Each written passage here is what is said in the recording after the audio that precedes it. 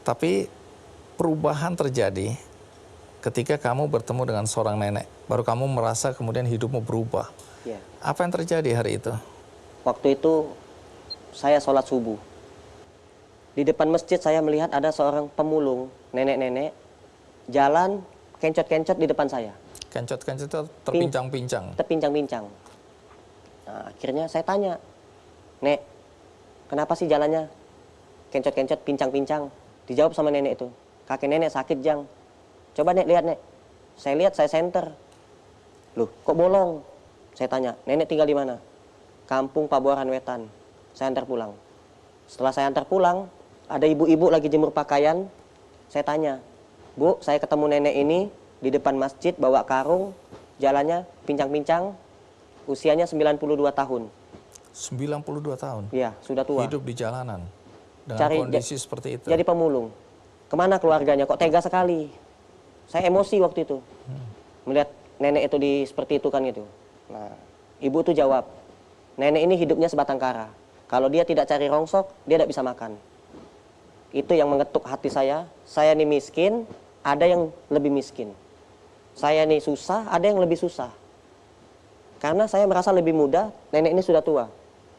Matanya rabun, tapi dia cari rongsok.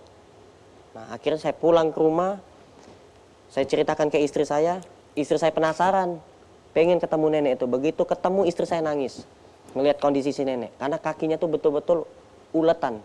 Ketika istri saya lihat nangis, langsung saya ngomong, Dek, mulai hari ini kamu masak yang banyak, biar kita anterin makanan ke rumah nenek ini.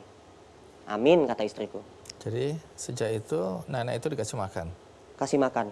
Nggak cuma kasih makan, dibeliin kasur, kasih obat. Walaupun kondisi ekonomimu masih susah waktu itu ya? Itu dia, saya heran. Itu sumpah demi Allah, ini betul-betul aneh. Seumur hidup belum pernah saya mengalami.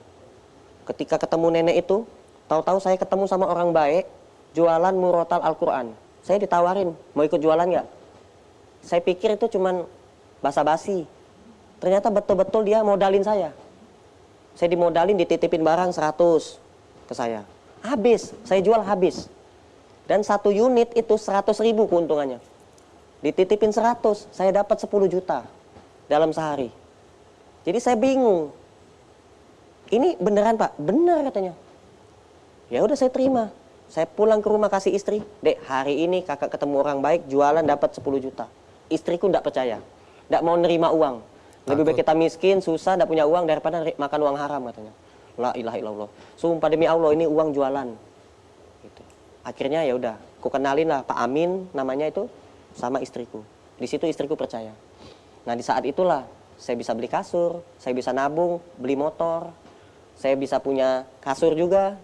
Saya tidur enggak pakai kasur dulu sama istri saya. Dan saya itu ada sakit. Sakit apa? Yang tadi itu? Kelamin saya tidak hidup. Semenjak ketemu nenek itu, saya mimpi, seakan-akan mimpi saya itu jalan kaki itu tidak nyampe-nyampe. Di padang pasir. Jalan kaki tidak sampai-sampai, sampai saya ketakutan. Tidak ada orang satupun. Pada suasana waktu itu terang. Siang. Saya udah minta tolong gitu. Tidak ada satupun yang dengar. Akhirnya saya lari. Karena saya ketakutan, saya lari. Begitu saya lari, saya jatuh. Di saat saya jatuh, saya langsung terbangun. Saya pun jatuh dari kasur. Saya jatuh dari kasur, itu ada mobil-mobilan yang terbuat dari kayu. Saya dikasih sama adik ipar saya, oleh-oleh dari Jogja. Itu kena perut saya, rasanya itu nyeri sakit. Nah, dan langsung saya ke kamar mandi. Begitu saya masuk kamar mandi, saya lihat hidup. Punya anak. Saya pikir saya tidak bisa punya anak. Seumur hidup saya nih, saya mandul. Saya tidak bisa punya anak. Akhirnya, saya punya anak. Sekarang anak saya 3. Wow. Nah, bagaimana nasib nenek itu? Kalau diceritakan di video akhirnya meninggal ya? Sebelum nenek itu meninggal, nenek itu sempat nepak pundak saya. Nah, apa yang di dunia ini belum kamu miliki, nanti kamu miliki. Tepak lagi. Apa di dunia ini belum pernah kamu ketemu sama orang yang pengen kamu ketemu, nanti kamu ketemu. Apa di dunia ini tempat yang belum pernah kamu kunjungi, kamu pengen ke sana, nanti kamu ke sana. 3 kali. Sudah. Saya tuh bingung, ini doa atau apa ini? Kalau doa kan biasanya doain sehat, lancar rezeki, ini enggak. Nah, akhirnya udah saya pulang. Pulang ya Nek ya, gitu. Saya anggap biasa aja gitu, ucapan biasa aja. Besoknya meninggal. Tidak lama kemudian, itu betul-betul terjadi. Istri saya hamil.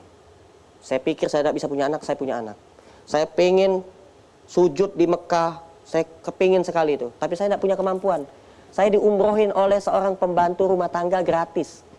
Jadi banyak keajaiban yang terjadi dalam hidupmu. Saya pun bingung. Terjadi. Saya tidak punya tempat tinggal, saya itu rumah sepetak. Saya kepingin.